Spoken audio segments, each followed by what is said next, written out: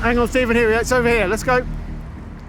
So Rosebank Distillery was founded in 1845 and became one of the most popular distilleries.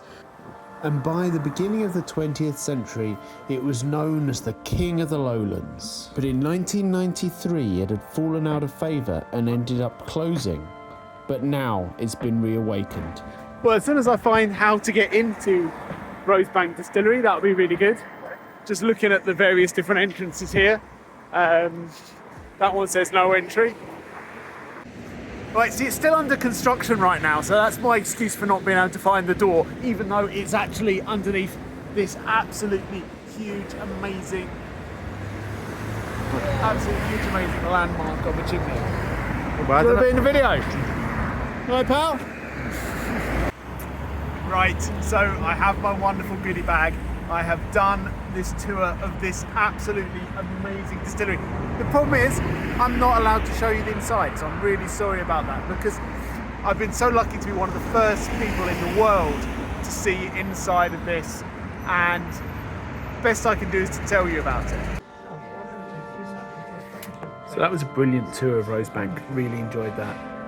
You can really see that this is going to be a seriously big addition to the Scottish whisky scene, and to be honest, I'm really looking forward to bringing clients here because I think they're going to really enjoy it. So right now I've retired to the pub across the road for a cup of coffee, and then we're going to head home.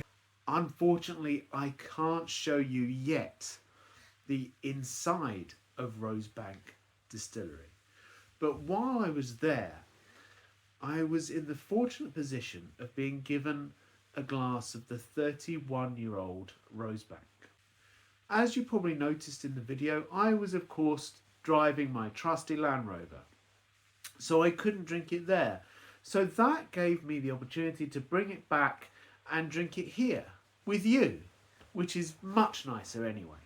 So let's just have a little sniff of this almost legendary whiskey that is the 31-year-old Rosebank. This is a real kind of unicorn lowland whiskey, something very special.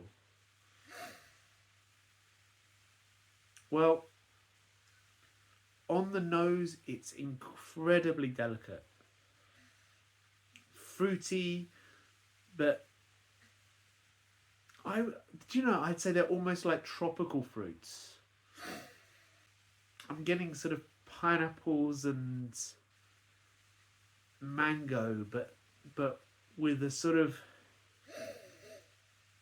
a kind of delicate toasted sweetness. The colour, as you can see, is beautifully pale. I mean, wow. I mean, that's so pale for a 31-year-old, and that's why, you know, you can see it's a natural colour. This isn't full of artificial colourings. This is what whiskey should look like.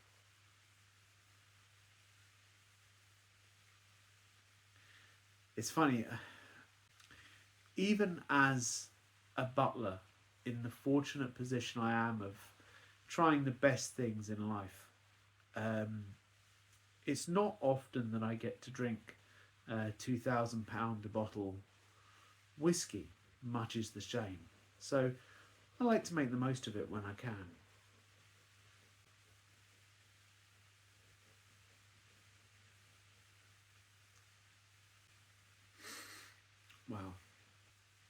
Wow, that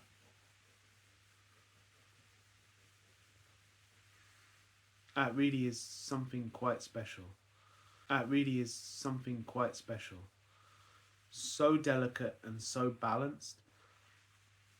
Completely different from a Speyside, and it's obviously so different from those peated island whiskies. It's distinctly lowland, but also distinctly unique. I wouldn't really say it tastes like any other lowland whiskey I've ever had before, but I'm getting the body and the smoothness. That unique distillation gives it an ease of drinking that's, I would say, quite unique.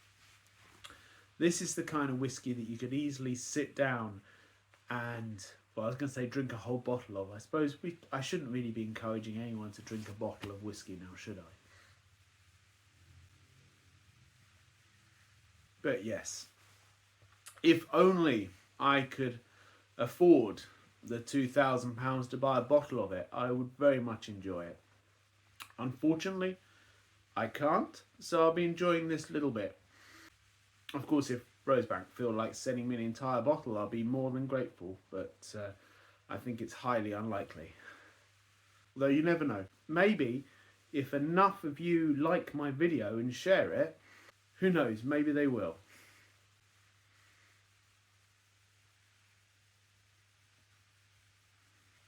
Slanger bar. So Rosebank Distillery was pretty awesome. And the thing about Scotland is there's a lot of little gems like that. I mean, that's one to come. But another really cool thing, and it's only about a mile and a half down the road from Rosebank Distillery, is the Falkirk wheel.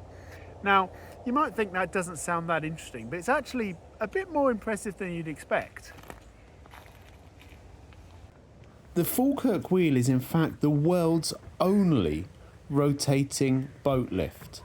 It's a marvel of engineering, and in just 5 minutes the entire body can turn one rotation. It joins the Clyde Canal with the Union Canal, which is on a totally different level, so it really is quite cool to see. The canal runs right up to distillery, and traditionally that's how the barrels were moved. So as soon as I can, I will get back and I will video the inside of this distillery because it's pretty impressive, and I'll see you again then. Bye bye.